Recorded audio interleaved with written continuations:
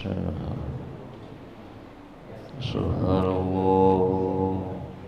walhamdulillah wa la ilaha illallah wallahu akbar. Subhanallah walhamdulillah wa la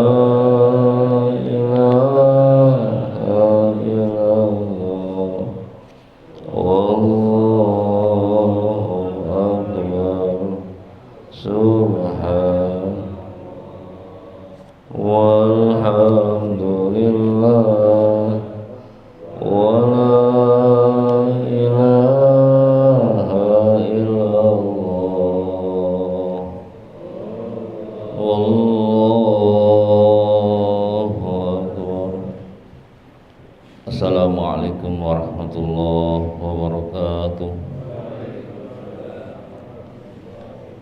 Alhamdulillah rabbil alamin. Subhanallah wa bihamdihi subhanallahil azim. Adada khalqihi wa ridha nafsihi wa zinata arshihi wa midada kalimatihi. Ashhadu an la ilaha illallah wa ashhadu anna Muhammadar Rasulullah. Allahumma salli wa sallim ala sayyidina Muhammadin al-fatihi lima ughliqa wal khatimi lima sabaq nasil haqqi bil haqq wal hadi ila siratikal mustaqim wa ala alihi wa sahbihi haqqa qadrihi wa miqdarihil azim. Qalu subhanaka la ilma lana illa ma 'allamtana innaka antal alimul hakim. Shadaqallahul azim.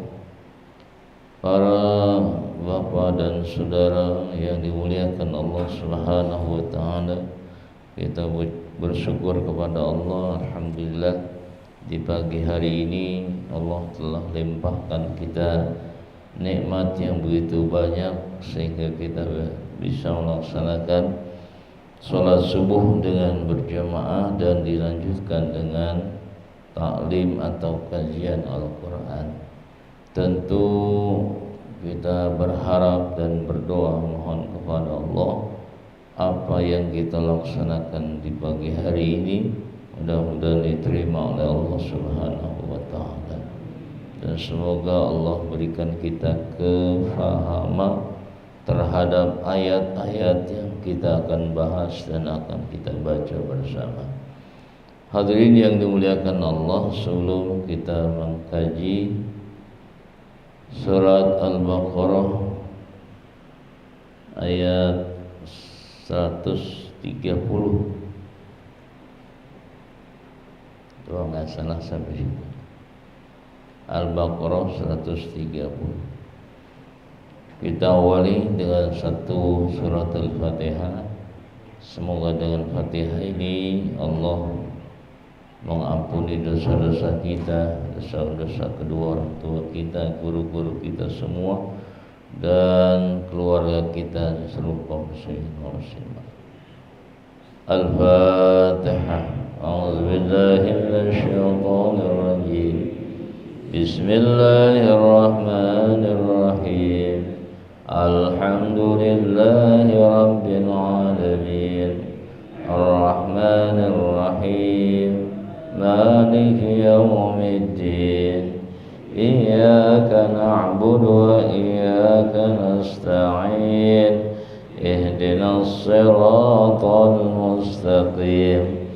Siratal ladzina an'amta 'alaihim ghairil maghdubi 'alaihim waladdallin.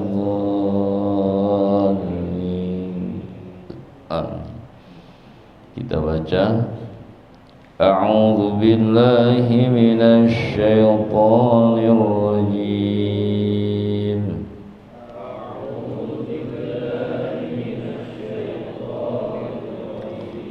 Bismillahirrahmanirrahim.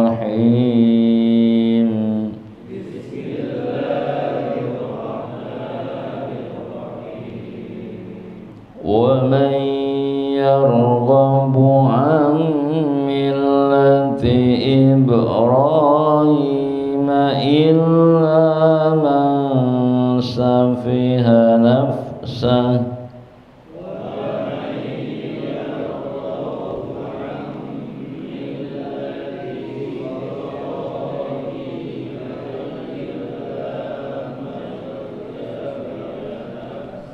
ولقد اصطفيناه في الدنيا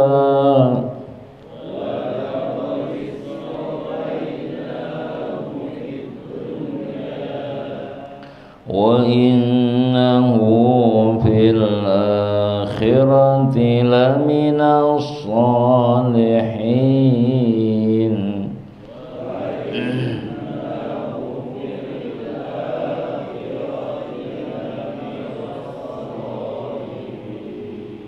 إذ قال له ربه أسلم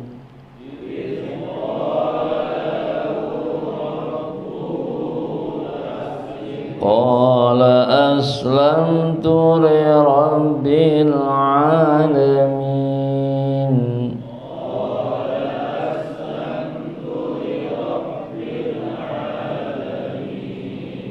ووصى بها إبراهيم بنيه ويعقوب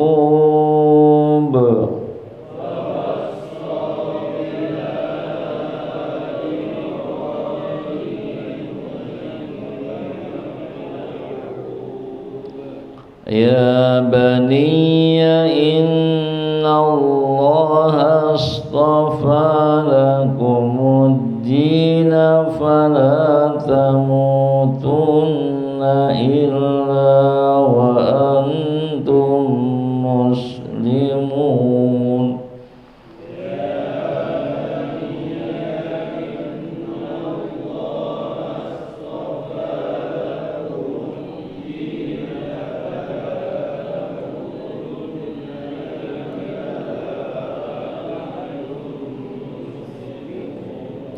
أم كنتم شهداء إذ حضر يعقوب الموت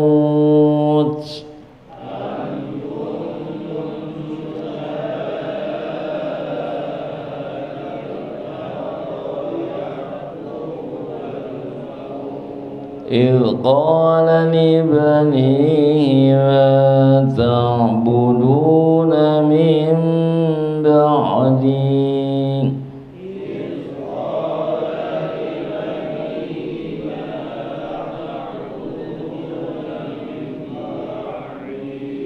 قالوا نعبد إلهك وإله آبائك إبراهيم وإسماعيل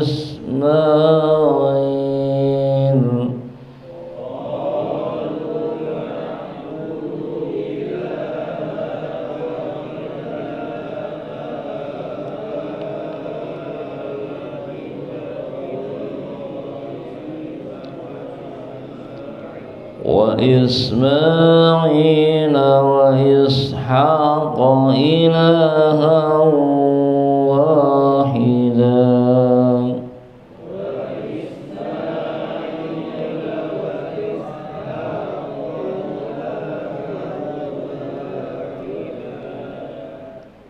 ونحن له مسلمون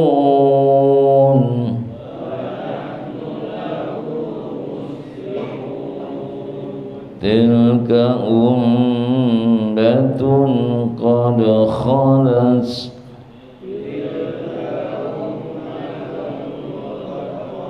لها ما كسبت ولكم ما كسبتم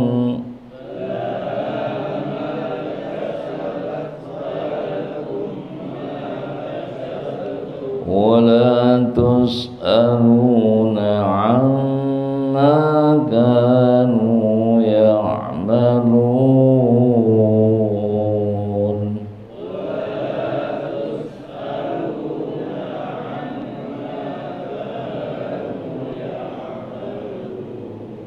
Sadaqallahul azim.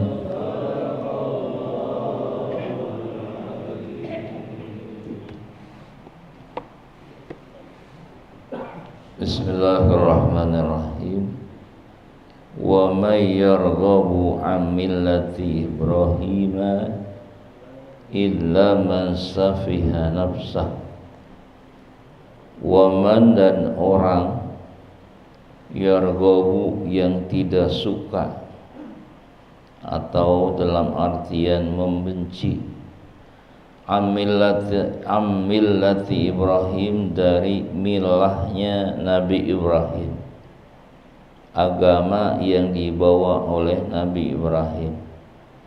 Illa, kecuali, man itu orang, sapiha yang bodoh, orang itu nafsahu akan dirinya. Walaqad istafainahu, dan sungguh telah memilih Allah hu, kepada Ibrahim, di dunia, wa innahu, dan sesungguhnya Ibrahim, fil akhirati, di akhirat, laminas sholihin, itu golongan orang-orang saleh. Hadirin yang dimuliakan Allah Subhanahu wa taala, beberapa ayat yang kita baca pada pagi ini masih menjelaskan tentang cerita atau sejarah Nabi Ibrahim alaihissalam. Nabi Ibrahim diutus oleh Allah di atas permukaan bumi ini sebagai seorang utusan Allah yang dikasih tugas oleh Allah untuk mendakwahkan agamanya, yaitu agama Allah yang disebut dengan Dinul Islam. Namun ketika Nabi Ibrahim menjalankan tugasnya berdakwah, tidak seluruh masyarakatnya mencintai terhadap Nabi Ibrahim. Bukan tidak cintanya kepada Nabi Ibrahim saja, justru umatnya banyak yang tidak suka terhadap agama yang diajarkan, dibawakan oleh Nabi Ibrahim. Bukan hanya kepada Nabi Ibrahim, tapi agamanya yang dibawa Nabi Ibrahim tidak disenangi oleh masyarakatnya. Nah, pertanyaannya, siapa yang tidak suka dengan milahnya Nabi Ibrahim? Siapa yang benci dengan agama yang dibawa oleh Nabi Ibrahim? Padahal agama yang dibawa oleh Nabi Ibrahim itu agama yang Hanifah muslimah, yang lurus. Kalau bahasanya kita nih, Hanifah muslimah itu agama yang benar, agama yang lurus, agama yang bawa keselamatan. Itu yang dibawa Nabi Ibrahim, mengajarkan kepada tauhid yang benar, mengajarkan kepada akidah yang lurus, keyakinan yang benar. Itu yang dibawa oleh Nabi Ibrahim. Nah, siapa yang enggak suka dengan ajaran Nabi Ibrahim alaihissalam? Jawabannya, wa may yarghabu an millati Ibrahim illa man safiha nafsah. Yang enggak suka dengan milahnya Ibrahim, agama yang dibawa Ibrahim adalah man safiha nafsah, orang yang bodoh dirinya. Hanya orang-orang yang bodoh yang tidak suka dengan millata Ibrahim. Siapa orang bodoh ya? Namanya orang bodoh, orang yang tidak tahu terhadap kebenaran, tidak tahu terhadap akidah yang benar, itulah orang bodoh. Juhal disebut bahasanya, atau bahasa ayatnya mas sufaha. Sufaha itu bodoh di bawah bodoh. Apa namanya? Bodoh kuadrat gitu ya. Bodoh di atas bodoh, sufaha namanya, safeh kalau kata itu. Ilaman safia itu ya bodoh banget gitu. Terlalu bawah, terlalu rendah kebodohannya. Itu safih. Safiha nafsah. Ya hanya orang-orang yang bodoh, yang gak suka dengan agama millata Ibrahim. Kalau orang yang cerdas, orang yang pintar, gak mungkin gak nerima dan tidak mau diajak kepada Nabi Ibrahim. Yang berpikirnya pikir cerdas ke depan. Hanya orang-orang bodoh yang gak suka bahkan benci terhadap agama Ibrahim. Illa man safiha nafsah.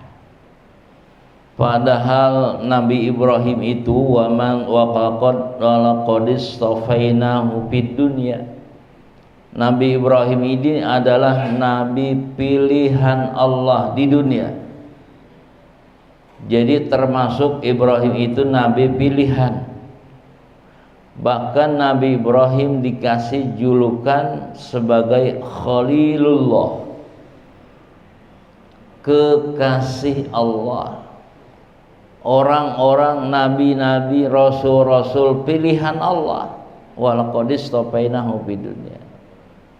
Tentu Allah tidak akan salah pilih. Kalau sudah pilihan Allah pasti benar. Enggak mungkin Allah salah milih nabi. Enggak mungkin Allah salah pilih rasul. Namanya juga pilihan Allah. Pasti benar. Pasti jujur, pasti mempunyai amanah dan lain sebagainya. Kenapa? Pilihan Allah. Satu. Dua, Nabi Ibrahim itu siapa? Wa innahu fil akhirati minas solihin. Dan Nabi Ibrahim itu di akhiratnya sebagai seorang solihin, golongan orang-orang saleh. Di dunia Nabi dan Rasul pilihan, di akhiratnya digolongkan sebagai orang-orang saleh. Masa seorang saleh dan pilihan Allah membawakan agama yang salah? Tidak mungkin. Pasti yang dibawa oleh Nabi Ibrahim benar, karena orang saleh, karena pilihan Allah. Makanya orang yang tidak suka dengan ajaran Ibrahim hanyalah orang-orang bodoh. Ya, hanyalah orang-orang bodoh. Selanjutnya hadirin yang dimuliakan Allah Subhanahu wa taala. Kata Allah, "Idz qala lahu rabbuhu aslim." Ingatlah engkau wahai Muhammad ketika Allah berfirman kepada Nabi Ibrahim. Apa kata Allah? Aslim, Islamlah kamu wahai Ibrahim. Maksudnya apa? Aslim ini tafsirannya anqadallahu wa ikhlasu ala dinik. Anqada ini maknanya nurut. Makanya orang Islam itu orang yang nurut, orang yang pasrah atas hukum-hukum Allah. Itulah orang Islam. Apapun yang diperintahkan Allah, dia mau menurutinya, dia mau mentaatinya bagaimana kata Allah. Itulah aslim namanya. Nurut aja udah.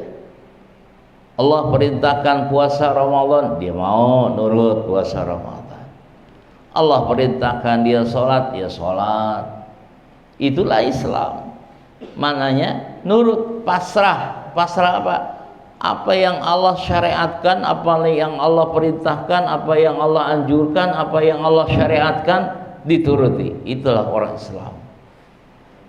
Makanya kalau ada orang Islam tapi nggak nurut, disuruh sholat nggak mau sholat, suruh puasa malah ngerokok terus. siang bukan malam ya. Siang mungkin malam enggak apa-apa kali ya. Kali gitu. Maaf yang ngerokok. Kan enggak ada yang bawa rokok kan? Apalagi yang ngantongin enggak ada kan? Pokoknya Islam tuh itu. Nurut disuruh apapun. Ya. Kata Allah, ya Ibrahim aslim. Islamlah kamu, nurutlah kamu, dan akhlis ala didik, ikhlaslah apa yang ada dalam agamamu. Jadi atas perintah Allah seberat apapun yang diperintahkan oleh Allah, jalankan dengan ikhlas. Itulah Islam namanya. Maka Nabi Ibrahim tanpa pikir panjang-panjang, begitu diperintahkan untuk pasrah, diperintahkan untuk Islam, langsung dijawab oleh Nabi Ibrahim dengan kata qala aslamtu li rabbil alamin. Aku telah pasrah kepada Rabbul alamin. Ini Nabi Ibrahim disuruh pasrah, enggak panjang lebar, enggak panjang pikir, langsung saya sudah pasrahkan diri saya kepada Allah Rabbul alamin. Artinya mau diperintahkan apapun oleh Engkau ya Allah, pasti saya akan turuti, pasti saya akan jalani, karena memang itu yang saya mau, menjalankan apa yang telah Kau perintahkan kepada saya. Aslamtu li rabbil alamin. Itu sejarah Nabi Ibrahim ketika diperintahkan oleh Allah untuk memasrahkan urusannya kepada Allah Subhanahu wa ta'ala. Ini satu iktibar, pelajaran buat kita sebagai umat Islam. Ketika kita diperintahkan dalam Islam ini untuk melaksanakan syariat Islam, jangan banyak pikir dan jangan lama-lama mikirnya. Kata Allah, salat hai kaum Islam, siap saya akan salat ya Allah. Zakatlah engkau wahai Islam, saya siap keluarkan zakat saya. Jangan terlalu banyak pikir. Kayak Nabi Ibrahim aja, pasrah, siap pasrah ya Allah. Kita kadang-kadang kan kalau Allah perintahkan sesuatu masih mikir dulu, bahkan kadang-kadang mikirnya lama lagi, dipikirin dulu, gua zakat enggak ini ya, keluarin enggak ya, mikir entah kalau keluarin bagaimana ini buat anak istri, gimana buat lebaran, enggak tahun depan aja. Nah, terlalu banyak pikir, padahal dia sudah wajib zakat. Memang ada hartanya yang harus dikeluarkan, karena terlalu banyak mikir akhirnya gagal, nggak jadi zakatnya. Nabi Ibrahim nggak aslim taslam, aslamtu li rabbil alamin. Allahu akbar, aslamtu li rabbil alamin. Kemudian hadirin yang dimuliakan Allah, Nabi Ibrahim perjalanan dalam kehidupan seharinya selalu berdakwah. Bahkan yang sering didakwahkan bukan hanya orang luar, tetapi anaknya sendiri pun dia dakwahkan. Wa wassa biha Ibrahim banihi wa Ya'qub. Ketika Nabi Ibrahim berwasiat biha dengan agama Allah, banihi kepada anaknya. Jadi Nabi Ibrahim berdakwah, berwasiat kepada anaknya. Wa Ya'qub, dan juga Nabi Ya'qub pun berdakwah kepada anaknya. Ingat, Nabi Ya'qub itu adalah cucu Nabi Ibrahim dari anaknya Ishak. Jadi Nabi Ibrahim punya anak dari istri yang kedua, namanya istrinya Siti Sarah, punya anak Ishak, namanya Nabi Ishak. Nabi Ishak punya anak namanya Yakub. Nah, Yakub itu berarti cucunya Nabi Ibrahim, yang dikatakan Yakub itu adalah Bani Israel. Makanya Bani Israel itu Nabi Yakub dan anak cucu keturunannya. Bagus keturunan Nabi. Yang enggak bagus itu bukan Bani Israelnya. Siapa? Yahudinya. Makanya Bani Israel itu bukan Yahudi. Bani Israel mah Nabi Yakub dan keturunannya, keturunan Nabi. Cuman dia punya agama baru yang disebut dengan al-Yahudu, orang-orang Yahudi. Jadi jangan dulu mengklaim orang Bani Israel itu jahat. Yang jahat itu Yahudi.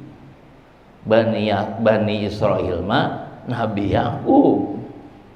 Seolah-olah kalau menyalahkan dan apalagi mengkafirkannya itu ya berarti sama juga mengkafirkan Nabi Yakub. Karena dari situlah lahir Bani Israel. Israel itu yaitu dari keturunan Nabi Ishak ke Nabi Yakub, terus itu namanya Bani Israel. Cuman sekarang tenarnya itu kalau nyebut Bani Israel udah salah bae ya. Bani Israel udah Yahudi aja. Yahudi bukan, Yahudi itu agama baru. Agama ngikutin hawa nafsu itu.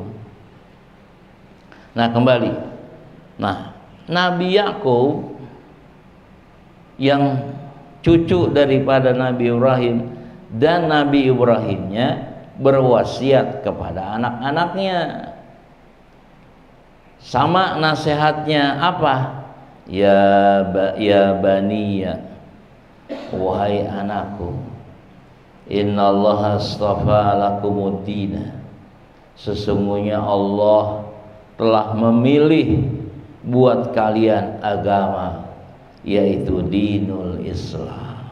Tuh kan, Nabi Yakub ngajarin anaknya supaya ada dalam agama Islam, bukan harus ikut berada dalam keadaan agama Yahudi. Ya bani ya innallaha astafa, hai anakku, kata Nabi Yakub. Ya bani, hai anakku, kata Nabi Ibrahim. Sama dengan kata-katanya innallaha astafa, sesungguhnya Allah telah memilihkan buat kamu apa? Ad-din. Apa ad-din? Agama Islam. Telah Allah pilihkan buat kalian adalah agama Islam. Makanya fala tamutunna illa wa antum muslimun. Janganlah kalian mati nanti kecuali kalian mati dalam keadaan Islam. Berarti seorang ayah mendidik anaknya supaya anaknya ini kuat dalam Islamnya. Jangan sampai matinya kamu di luar Islam. Kamu harus selalu dalam Islam sampai mati, dan matinya pun dalam keadaan Islam. Berarti kan ini didikan orang tua yang sangat kuat terhadap anaknya supaya mendidik, supaya jadi anaknya itu betul-betul ada dalam dinul Islam.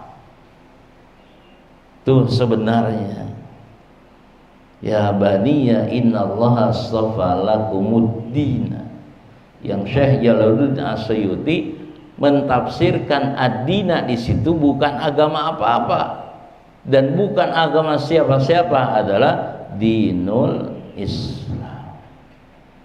Hadirin yang dimuliakan Allah, ini pun jadi iktibar lagi buat kita sebagai orang tua, sebagai ayah, bagaimana kita sebagai ayah mendidik, mewasiatkan anak kita agar anak kita pun berada dalam Islam. Bahkan kita harus katakan sama anak kita, "Hei nak, kuatkan Islam kamu sampai kamu mati dalam keadaan Islam." Berarti betapa pentingnya pendidikan Islam buat anak-anak kita.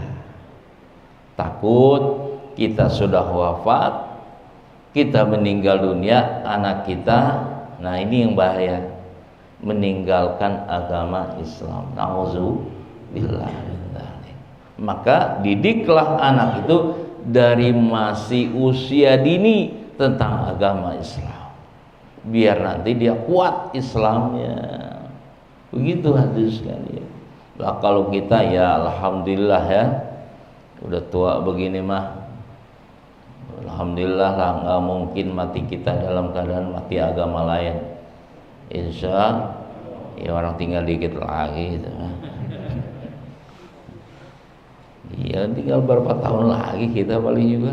Nggak mungkin kita yang sekarang 50 ibu, sekarang ini ada yang 50 tahun dah umurnya, nggak mungkin 50 tahun lagi ke depan. Mungkin nggak, kayaknya kagak dah. Apalagi yang sekarang sudah 60 tahun, kayaknya apakah masih 60 tahun lagi ke depan hidup kita? Kayaknya kagak. Ini masalahnya, berarti sudah nggak lama lagi. Yang kita harus pikirkan hari ini adalah anak-anak kita. Bagaimana anak kita ini yang masih usia dini, yang masih jauh ke depan. Jangan sampai anak kita nanti dia mati dalam keadaan luar Islam. Alhamdulillah. Caranya, didiklah anak kita tentang Islam yang sesungguhnya. Tuh, kalau Raja Luqmanul Hakim dalam surat Luqman ya, kan di situ bukan nabi sih, Raja Luqmanul Hakim itu didik anaknya jadi masih usia dini. Kata Raja Luqmanul Hakim, ya bunayya wa idh qala Luqmanul ibnihi wa huwa ya'izuhu ya bunayya la tusyrik billah inna syirka la zulmun adzim. Saat itu anaknya masih di bawah usia dini, tapi oleh Raja Luqmanul Hakim bilangnya gimana? Anakku, janganlah kamu musyrik ya kepada Allah. Janganlah kamu berbuat musyriklah kepada Allah. Kenapa? Inna syirka lazmun azim. Sungguhnya musyrik itu dosa yang sangat besar. Itu masih usia dini sudah diajarkan tidak boleh musyrik. Artinya Raja Luqmanul Hakim didik anaknya dari masih usia dini tentang akidah, tentang keimanan, tentang keyakinan yang kuat sama anaknya dari masih usia kecil. Nah, ketika umur sudah makin besar baru, ya bunayya aqimis shalah. Hai anakku, dirikanlah sholat. Jadi didikan sholat nanti belakangan. Akidah dulu yang pertama didikan terhadap anak kita. Kalau udah kuat imannya, kuat akidahnya, insya Allah agamanya akan kuat. Sholat dengan mudah kalau sudah akidahnya kuat. Itulah Raja Luqmanul Hakim. Ini umur baru anak 5 tahun udah diajarin manasik haji. Ya bukan nyalain pendidikan TK ya. Kita kira mikir anak 5 tahun ajarin manasik haji. Itu bocah mikir belum? Haji sholat aja belum harus dididik sholat baru 5 tahun lah. Kata Nabi kan 7 tahun. Nabi ngajarin didik anak sholat umur 7 tahun. Ini 5 tahun diajar. Nah, mikir coba. Ternyata ibunya yang pengen jalan-jalan. Pengen ke pondok gede jalan-jalan. Iya bocah mah ya mau baik diajak jalan main gitu. Iya, walaupun pakai kain ihram ya. Itu buat foto-foto doang biasanya. Foto udah digedein, ditaruh di tembok. Anak saya udah manasik haji. Jangan-jangan ada guru TK di sini. Habis gua dibully gitu. Ini. Jadi yang pertama anak usia ini jangan diajarkan yang lain dulu, akidahnya dulu kuatkan, imannya kenalkan dulu dengan Allah. Kan mudah mengajarkan anak untuk mengenal Allah, kasih dia hafalan lafaz Allah. Wallahur Rahmanur Rahimul Malikul Qudusus Salam Al-Mu'minul Terus ajarin Al-Asmaul Husna dan lain sebagainya. Kenalkan dengan Allah. Wa wassa biha Ibrahim banihi wa Ya'qub ya baniya innallaha astafa lakumuddina dan fala tamutunna illa wa antum muslimun.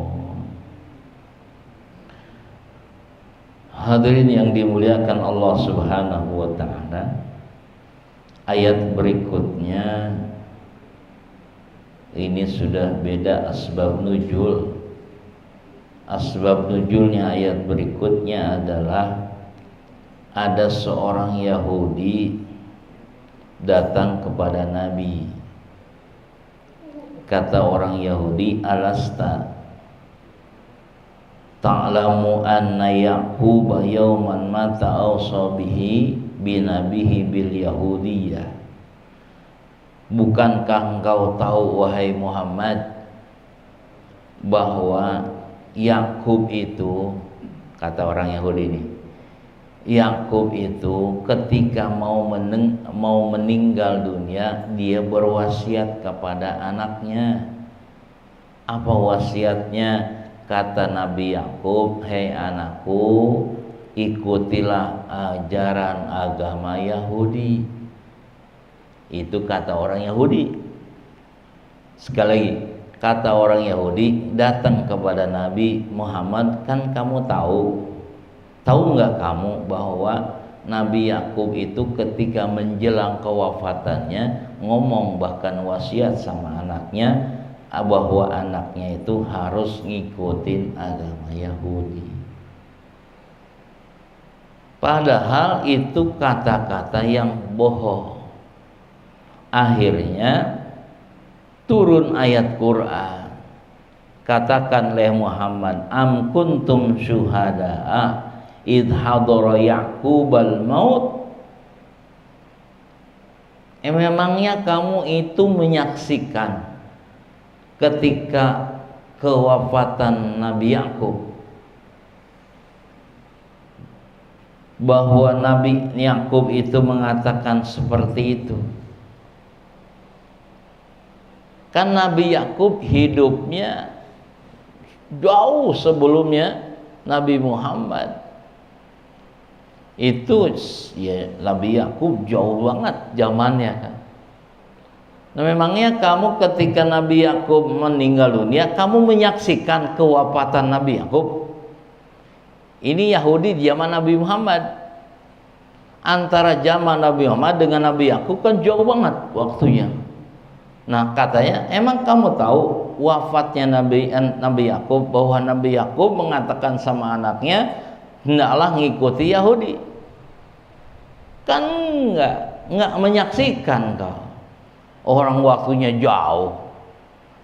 Tapi kamu berani-beraninya mengatakan bahwa Nabi Yakub ngajarin anaknya supaya ngikuti Yahudi.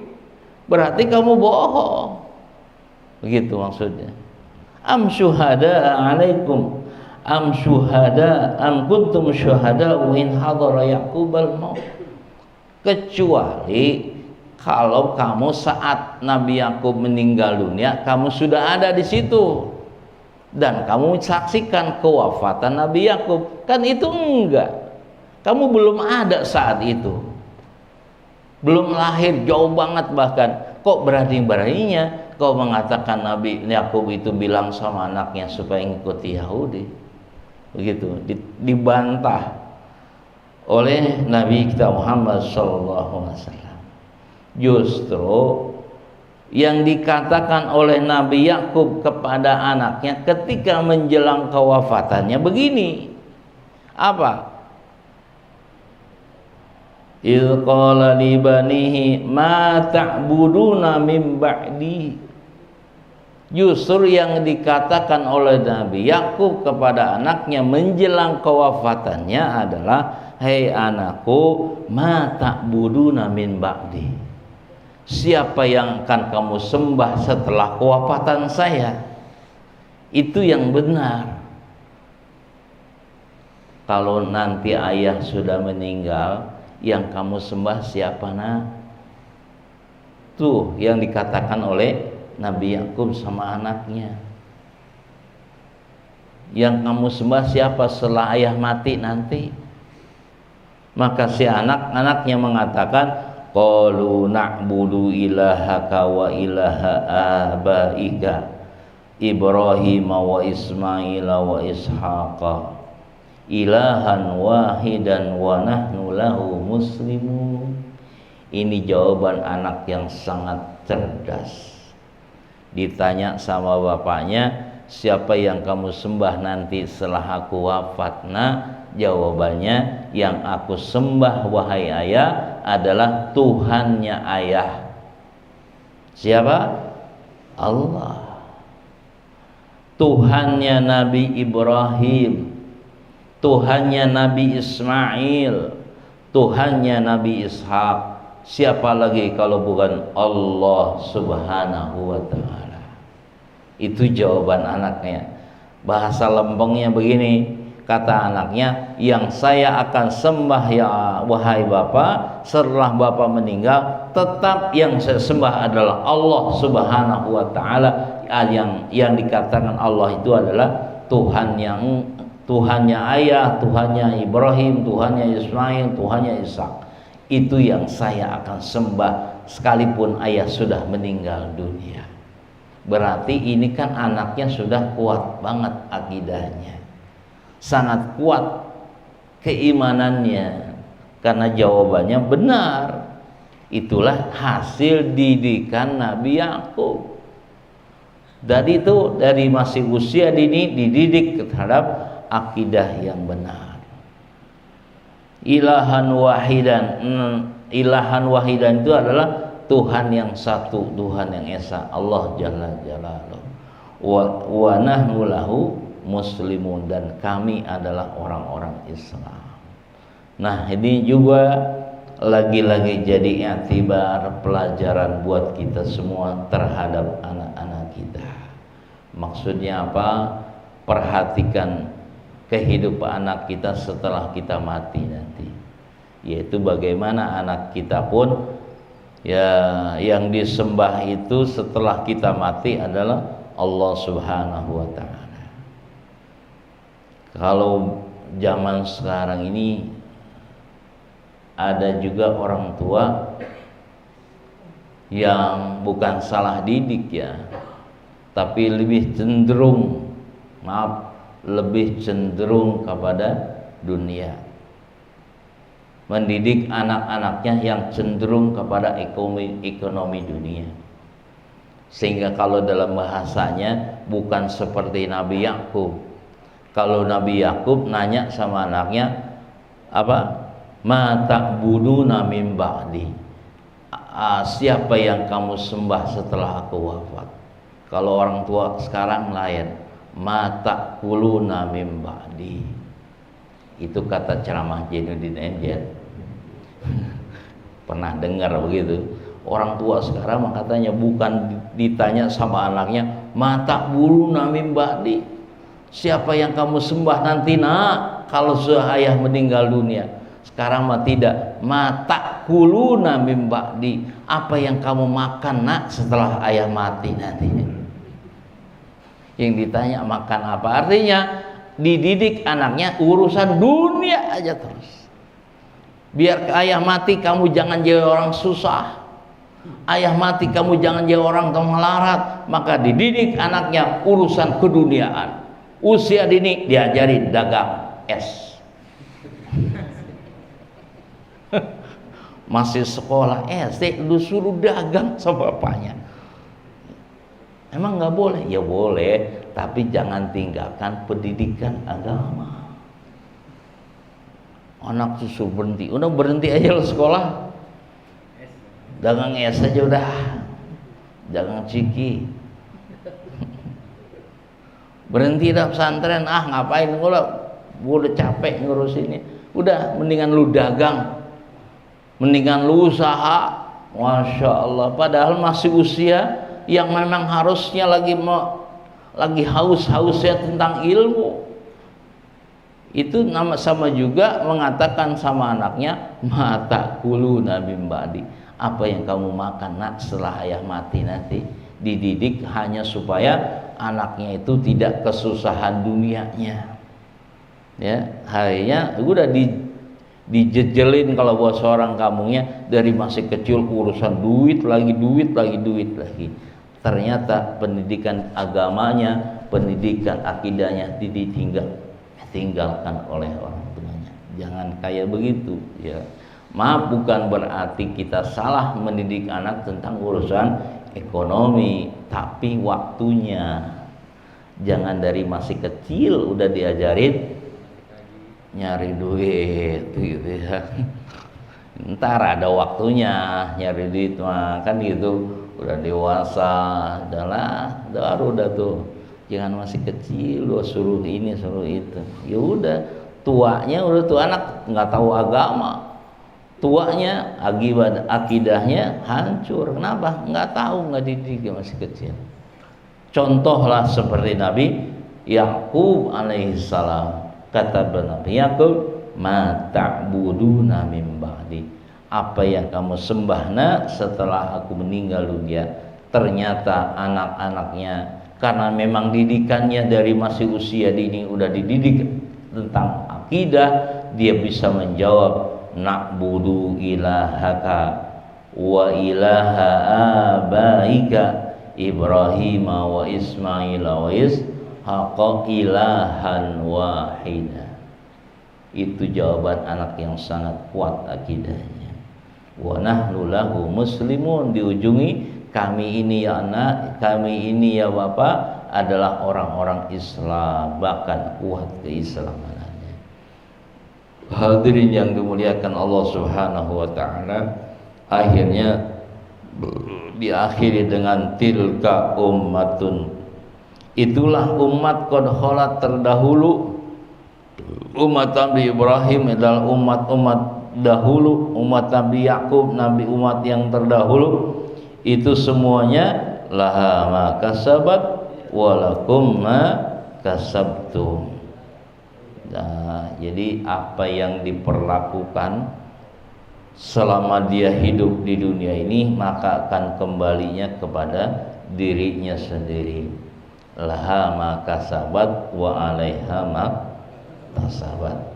Jadi sekarang kita pun yang kita kerjain sekarang ini semuanya kembalinya kepada kita-kita juga. Artinya apa? Sholat yang kita lakukan barusan ini buat kita, bukan buat Allah. Allah nggak butuh sholat kita. Kenapa? Sholat yang kita lakukan ini buat kita juga nanti di akhirat. Sekarang kita puasa, ini puasa bukan buat Allah. Allah nggak butuh puasa kita. Tapi buat siapa puasa ini? Ya buat kita juga nantinya. Laha ma kasabat wa 'alaiha maktasabat. Makanya Allah mah bahasa kitanya terserah. Bulan Ramadan kamu puasa silahkan, nggak jadi masalah buat saya, kata Allah. Yang puasa akan beruntung, yang nggak puasa akan buntung. Yang sholat akan mendapatkan ganjaran puasa, pahala sholat. Yang nggak sholat ya johaya.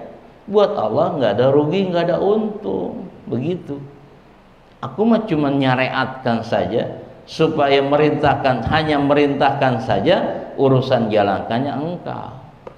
Gitu. Makanya sering saya sampaikan, seandainya penduduk seluruh dunia ini semuanya nih kafir semuanya, nggak ada yang satu pun beriman, nggak ada yang puasa, nggak ada yang sholat, satu pun nggak ada, Allah nggak rugi.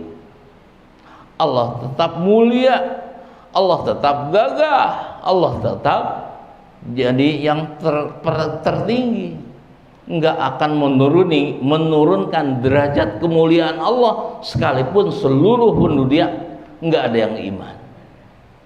Dan Allah tidak rugi. Kenapa? Nerakanya penuh. Neraka punya siapa? Punya Allah. Allah nggak rugi, berarti neraka gua penuh nih, kan begitu. Atau sebaliknya, seluruh dunia manusia iman semua, puasa Ramadan, nggak ada yang nggak puasa satu orang pun, sholat semua, pokoknya taat semuanya, juga Allah nggak akan naikkan lagi derajat Allah, tetap Allah tinggi terus, dan Allah nggak untung. Kenapa? Surganya penuh, surganya kan penuh. Surga punya Allah, jadi Allah mah sama aja. Yang merugi untung siapa? Yang merugi untung siapa? Kitanya manusia. Yang untung yang sholat, yang puasa, yang ibadah, yang iman, itu yang untung. Yang merugi yang nggak sholat, nggak puasa, nggak ibadah, itu yang merugi. Jadi untung merugi mah manusianya. Makanya laha ma kasabat walakum ma kasabtum, apa yang kita kerjakan sekarang semua kembalinya kepada kita semuanya, gitu ya. Jadi kayak ginilah contohnya sedekah nih.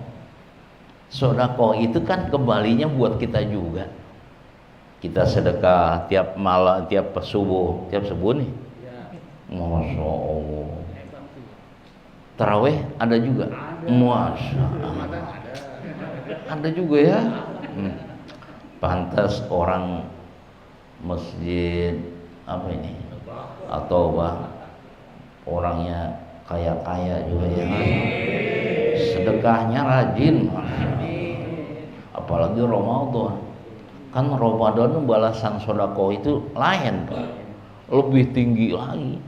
700.000 dikalikan 1.000. Ramadan khusus berarti satu dibalas 700.000. Bukan 7.000, bukan 700.000 lagi. Berapa ya kali 1.000 lagi? Sebanyak mana? Katanya begitu dalam kitab. Sedekah di bulan Ramadan satu dibalas 1.000. Kalau kita ngasih lontong buat tetangga kita untuk buka puasa, satu lontong pahalanya sama dengan pahala 1.000 lontong di bulan yang lain. Masya Allah. Satu butir kurma sedekah di bulan Ramadan sama dengan 1.000 butir kurma di bulan-bulan lain. Apalagi buat buka puasa, pahalanya sama dengan pahala puasa. Makanya jangan sampai cuman pahala puasa dari kita sendiri cuman dikit, cuman 30 hari kan 30 pahala puasa berarti. Kalau dari kita sendiri, coba kali ngasih orang buka puasa sama pahalanya tuh. Kalau sehari kita kasih makan orang buka puasa 5 orang, berarti dapat pahala puasanya 6. 5 dari orang lain, 1 dari kita. Pahalanya puasanya. Itulah hebatnya Ramadan. Nah, sedekah yang kita kerjakan di dunia, yang besar, yang kecil, berapapun itu, kembalinya kepada kita juga semuanya. Bukan buat Allah, bukan buat Allah. Allah nggak butuh sedekah kita. Allah tetap kaya walaupun tidak ada manusia yang bersedekah. Itu hadis sekalian. Ini Ramadan disebutnya syahrul mudha'afah, bulan pelipat ganda. Emang kata Nabi begitu.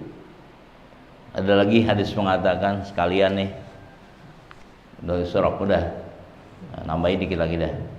Kan yang ngaji sebulan sekali ya. Pas Ramadan libur lagi jam 12 apa jam 8 juga nggak jadi masalah sebenarnya. Sampai duha ya. Ya, gua nggak tidur pagi nih begitu. Biasa langganan habis subuh tidur ya. Emang enak banget itu ya. Perut kenyang, mata ngantuk, ya enggak? Tidur habis subuh plek. Enak banget ya. Ini kagak tidur, ngaji lagi ya. Apa tadi tuh saya? Oh iya, ini mungkin sering dengar juga, ini hanya motivasi saja. Kata Nabi, siapa orang yang berumroh di bulan Ramadan, umroh di bulan Ramadan, maka nilai umrohnya sama dengan nilai haji. Hajinya bersama Nabi. Kata Nabi, umroh kan sunnah, tapi karena dijalankannya di bulan Ramadan dapat pahalanya haji. Yang haji itu wajib. Hajinya bersama Nabi lagi. Kan beda kalau haji bersama Nabi. Lebih besar lagi nilai pahalanya. Itulah hebatnya Ramadan. Nah, sekarang Ramadan kita di sini nih. Belum ada di Mekah. Insya Allah tahun depan kita umroh semua. Kosongkan di masjid. Kita umroh bareng-bareng tahun depan. Insya Allah. Mintanya dari sekarang. Kan sekarang kita belum bisa nih umroh di sana. Ya, tahun depan biar umroh di Masjidil Haram. Mintanya dari sekarang gitu. Setahun kita minta, masa sih nggak diberangkatin? Kalau nggak diberangkatin juga oleh Allah, bukan salah doanya, salah kitanya, kurang yakin sama doa kita. Kok kita kan kadang-kadang begitu, doa nggak yakin doanya dijabah. Syarat doa dijabah kan harus yakin bahwa doa kita dijabah oleh Allah. Ini yakin yang susah, ya, gitu. Masya Allah, kalau kita bisa umroh di Mekah bareng-bareng Pak. Aduh, tarawehnya di Mekah, Masjidil Haram. Sholat tarawehnya kan 1 juz. Di sini belum pernah kan? Udah di sini 1 juz 1 malam. Imamnya mana coba? Kita jangankan 1 juz ya, hampir selesai 30 juz 1 bulan. Kita mah juz 30 nggak selesai gitu. Tapi di sini alhamdulillah tarawehnya tertib. Ya, alhamdulillah. Kalau di saya kurang tertib saya mah. Bismillahirrahmanirrahim. Begitu tarawehnya. Hal-hal mengatakan surah Allahu Akbar, sami Allahu liman hamidah, Allahu Akbar. Mau kemana? Buru-buru amat. Kan bilang ini makan taraweh. Lah emang taraweh bukan sholat. Ini makan taraweh katanya. Taraweh kan sholat juga. Ada orang yang biasa sholat taraweh gancang cepet. Sekali-kali ngikutin taraweh yang pelan, santai. Ngomong abis taraweh. Apa katanya? Di sini mah tarawehnya kayak sholat ya. Ada aja. Sini mah tarawehnya kayak sholat. Emang taraweh bukan sholat. Aduh tuh. Itu budaya Pak, di kampung susah itu merubahnya. Sholat cepat itu, masya Allah. 20 rakaat cuma setengah jam, bayangin coba. Isya sama semua habis total semua 1 jam. Paling lama itu saya sampai diomelin kemarin, kata nenek-nenek yang ngomelinnya. Lama amat. Nenek-nenek kan gue kesian sama lu kalau cepetin. Sengaja malah pengen cepet nenek-nenek dasar nenek. Diomelin nenek-nenek saya. Besok jangan dia lagi. Wah. Kagak laku saya imam tarawih. Jangan dia lagi. Itu anak muda aja tuh, cepet anak muda. Anak muda disanjung mingginan, besok minggu cepat lagi. Ya Allah. Itu budaya kampung belum bisa hilang Pak, Masya Allah. Saya udah contohin lah pelan-pelan dikit, malah diomel. Allah, ini jadi ngaco ke sana.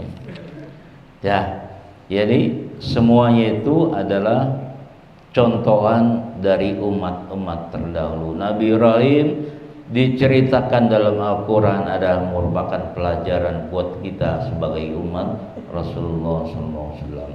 Mudah-mudahan apa yang kita bahas dan kita kaji bersama jadi ilmu yang bermanfaat dan menjadi iktibar pelajaran buat kita dalam khusus yang mendidik anak-anak kita dengan didikan akidah yang benar, didikan agama yang benar, sebagaimana dulu Nabi Ibrahim, Nabi Yakub, Nabi kita Nabi Muhammad mendidik umat, mendidik keluarganya kepada didikan agama.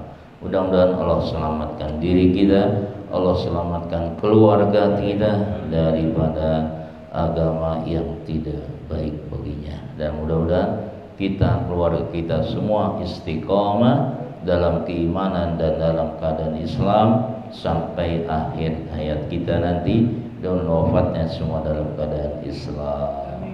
Amin ya rabbal alamin. Wallahu a'lam. Allahumma arhamna bil Qur'an waj'al imaman wa nuran wa hudan. Allahumma dzakirna minhu وعلمنا منه ما جهلنا وارزقنا تلاوته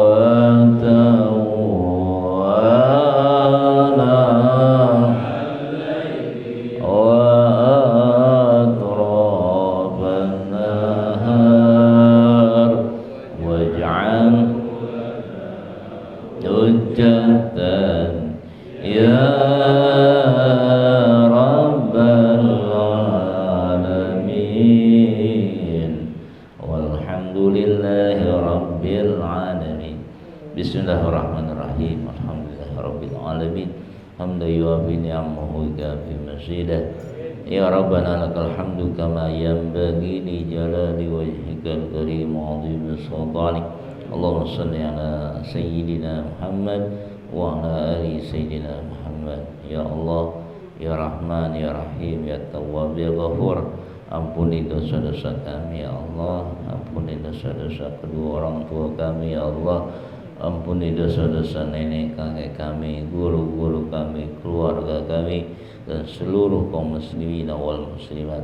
Ya Allah, telah kami bacakan ayat-ayat suci Al-Quran di masjid ini. Apa yang kami baca dan kami dengar dan kami pelajari semoga menjadi ilmu yang bermanfaat bagi kami ya Allah, menjadi nasihat, pelajaran, iktibar bagi kami ya Allah. Jadikan keluarga kami selalu dalam istiqamah, dalam keimanan, dalam Islam sampai akhir hayat kami ya Allah.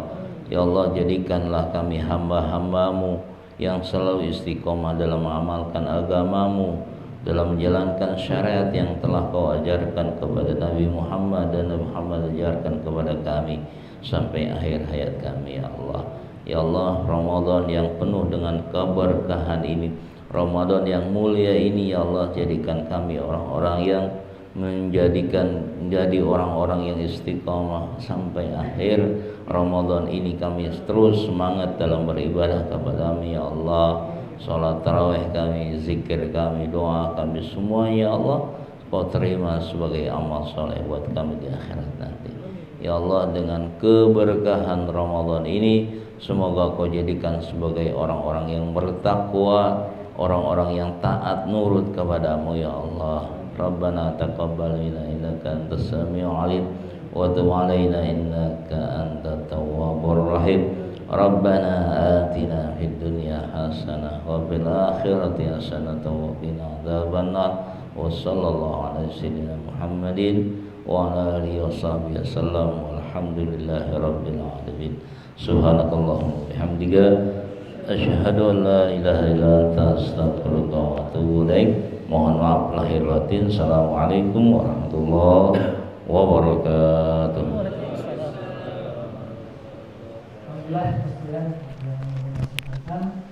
Insyaallah masih dalam masalah ini, nanti sore ditunggu kembali pada waktu di Ngabuburit Bahan Quran.